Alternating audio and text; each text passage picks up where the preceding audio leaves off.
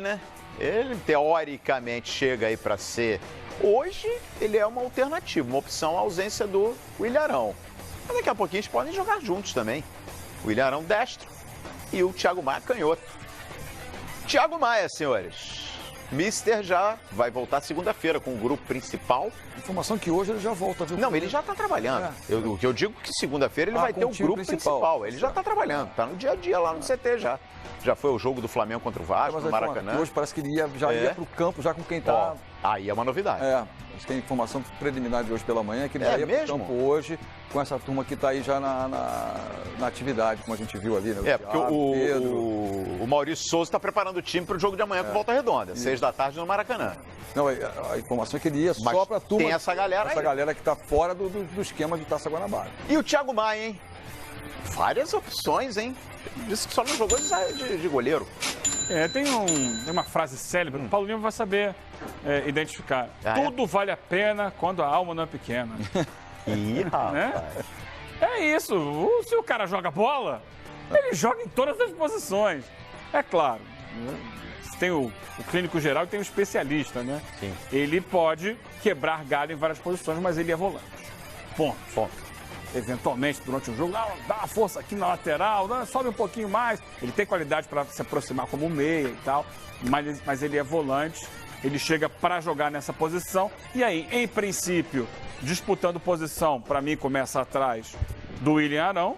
O Arão, hoje, para mim, é indiscutível, titular do Flamengo. Mas ele pode, eventualmente, jogar ao lado do Arão, no lugar do Gerson.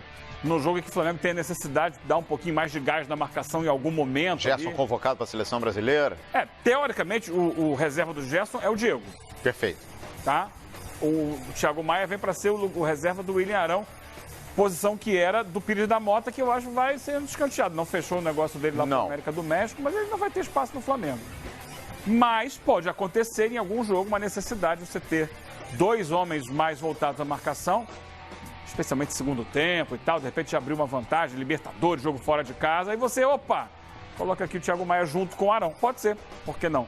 Mas em princípio é a reserva dele. Você concorda, Paulo Lima? Acho que nesse momento, Paulo, o Thiago Maia está chegando como alternativa ao William. Eu não tenho dúvida disso. Eu acho que o raciocínio do Eugênio é completamente pertinente. Eu concordo. O William Arão hoje é o dono da posição e para poder tomar o lugar dele vai ter que ter muito mais bola do que o William Arão apresentou, principalmente nessa temporada, no comando do Jorge Jesus, quando mudou de posição. Eu repito aqui o que eu falei na abertura do programa. Acho que o Flamengo traz peças exatamente para deixar o banco de reservas numa qualidade acima da média daquilo que o Jorge Jesus não teve na temporada passada.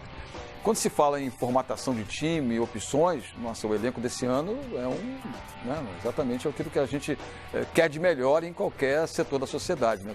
Sempre tendo algo a mais para ter o melhor aproveitamento. E o Flamengo está dando exemplo disso.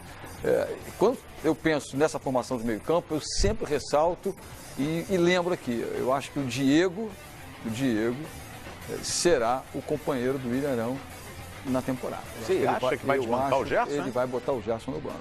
Eu acho que para o esquema do Jorge Jesus, porque muito se fala do aproveitamento do Michael lá na frente, do Pedro com o Gabriel Barbosa no ataque. Você acha que se tiver uma mudança naquele time do ano passado... Eu acho que é a entrada do Diego. A novidade... Eu acho que nesse início de temporada a gente não vai ter essa coisa muito clara, muito cristalina. Mas com o passar do tempo e com as oportunidades que o Diego vai ter, recuperado que está, e principalmente pelo final do ano dele com a camisa do Flamengo, eu acho que é uma opção de qualidade técnica. Não que o Gerson não tenha. Muito pelo contrário. Mas assim, você falou, o Gerson na seleção brasileira. Eu não vejo o Gerson na seleção brasileira, não vejo. É mesmo, Paulo? Não vejo. Rapaz, eu vejo, hein? Não enxergo essa bola toda para ser jogador da seleção. Eu acho que o Gerson, ele no fim do ano passado, e natural que isso fosse acontecer, porque ele vinha de uma sequência sem férias, né? Do futebol italiano para jogar no Flamengo, ele sentiu. E até informações que na decisão da Libertadores ele já jogou com dor e não estava 100% também contra o Liverpool. Mas quando ele chegou inteiro, e eu lembro daquele primeiro jogo do Flamengo contra o Grêmio em Porto Alegre, foi o jogo do Gerson, eu acho que ele foi o diferencial, ele foi a cereja do bolo naquele time do Jorge Jesus. Tô contigo. Em algum momento ele baixou o rendimento. É natural que fosse acontecer também. Baixou, né? Porque ele teve um período ali, vamos colocar entre outubro, final de setembro, outubro, início de novembro, que ele talvez tenha sido o melhor jogador do time. Eu acho. Talvez naquele período ali, porque ele voltava, dava combate, carrinho na lateral. Eu lembro do jogo com o Santos, ele dando carrinho na lateral para pegar a bola do Soteldo. Não, e com a bola ele chegava com os homens de frente. Bola, fazia gol, chutava, virava um armador. Depois ele foi diminuindo, tanto que... E aí entra o que o Paulo Lima falou. Na reta final, o Diego, quando entrava no lugar dele, o time melhorava de produção. Porque ele não estava conseguindo mais render. E o Diego fresquinho, voltando de lesão... E com muita qualidade, é verdade. Claro, excelente jogador. Ele fez a diferença quando entrou. Sim, eu acho que em algum momento, até na reta final ali da temporada, eu mesmo questionei pro Mundial. Será que de repente não dá para o Diego começar jogando? Porque ele... Inverter, né? Ele vinha mostrando um rendimento muito positivo quando entrava e o Gerson tinha caído. Mas imagino que o Gerson, descansado, férias, pré-temporada, ele comece o campeonato e possa recobrar aquele futebol que a gente viu em algum momento. Eu falo em seleção brasileira, é evidente que a fase dele no Flamengo de 3 meses, 4 meses, ela foi de excelência. Mas se você pegar a fase dos meninos do Grêmio e do Atlético Mineiro que jogam nessa posição... Do Atlético Paranaense. Do Atlético Paranaense, desculpa. Bruno Guimarães. Quem tem mais bola? Porque naquela última convocação... O menino que está na seleção olímpica... Os dois, né? Matheus Henrique e Bruno Guimarães. Essa dupla, Matheus Henrique e Bruno Guimarães... Mas por exemplo, assim, a minha maneira de ver, eu acho que ele tem talento, é um cara que cresceu muito no time do Flamengo ajustado, tudo certinho, tal. Mas, o Gerson é jogador de seleção brasileira?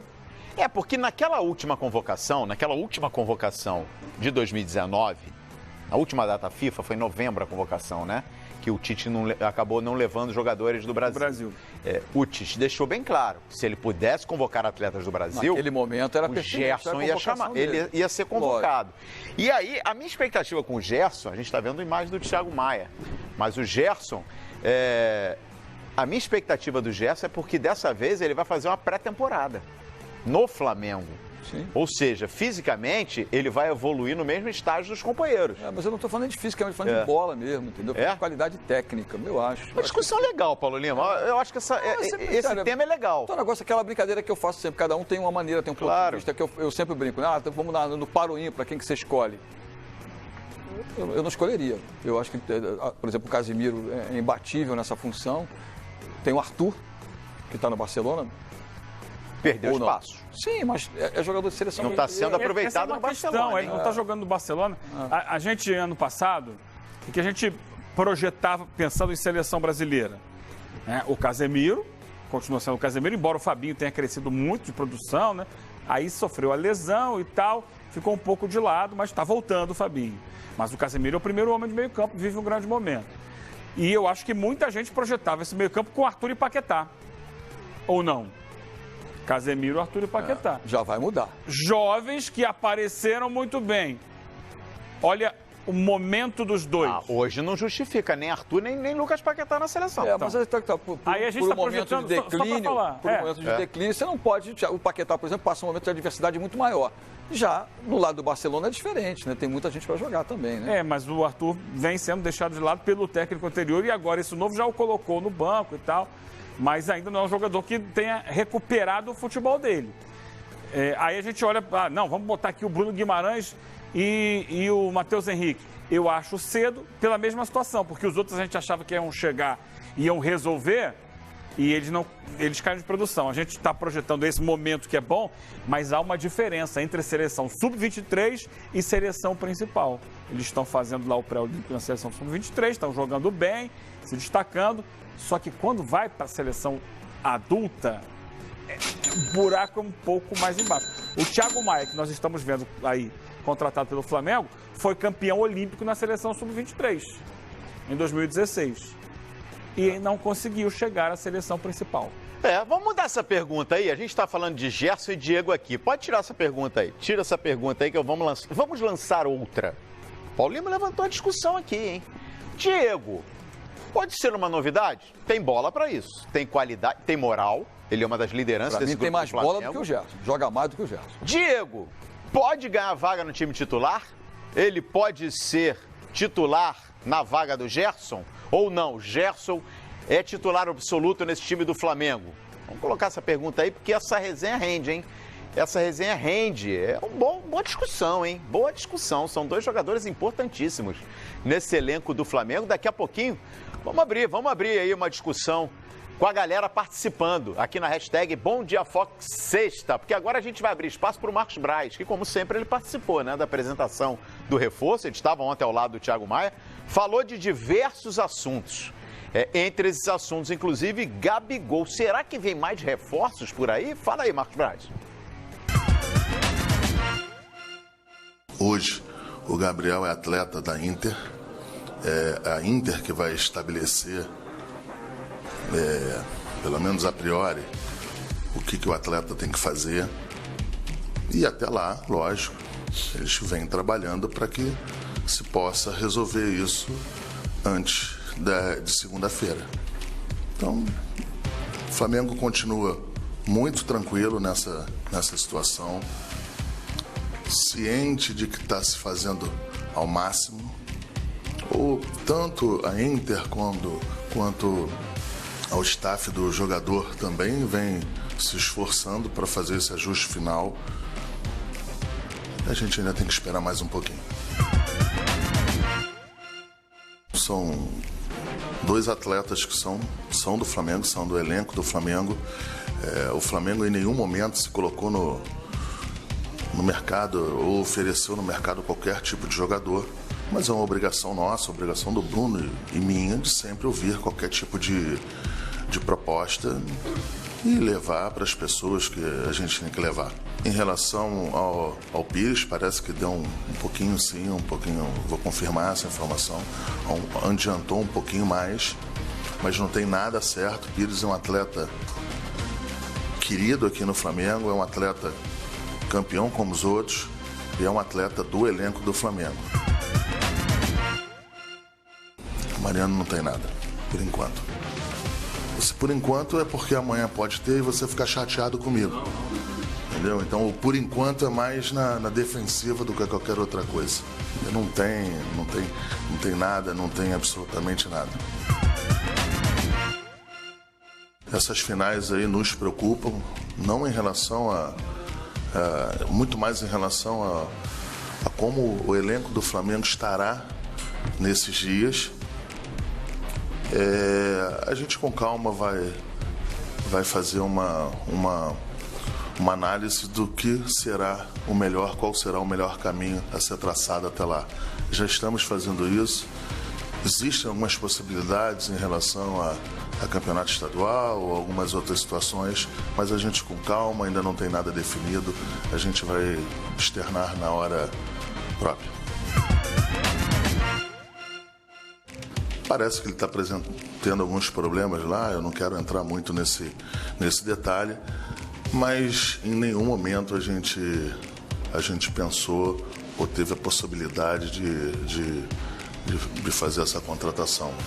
Não procede, não tem nada. A gente torce para que ele possa reviver os bons tempos deles aqui, que foi o que levou ele a ser contratado. A gente torce pelo atleta, mas não tem nada em função, não tem nada em relação a isso. É difícil, né? No caso do Flamengo, para qualquer outro clube no Brasil, a gente poderia falar, não, mas até pelos valores é muito difícil. Mas se tratando de Flamengo, eu não descarto mais nada. Qualquer nome que pinta, ele fala assim, ó, não tem nada. Por enquanto. Mas você sabe o que mais me chamou a atenção? Na frente pode acontecer. Paulo Lima e Eugênio Leal, na resposta do Mariano, o que mais me chamou a atenção não foi o por enquanto. Foi o seguinte, ele disse o seguinte, o repórter pergunta, Mariano, interessa? Não, o que eu penso é outra coisa. Você percebeu que o Marcos Braz falou isso? Uhum. O que eu penso é outra coisa. Eles estão atrás de um lateral na Europa, né? O Mateuzinho está bem aqui na base, mas eles estão atrás de um jogador que possa seguir esse perfil de contratações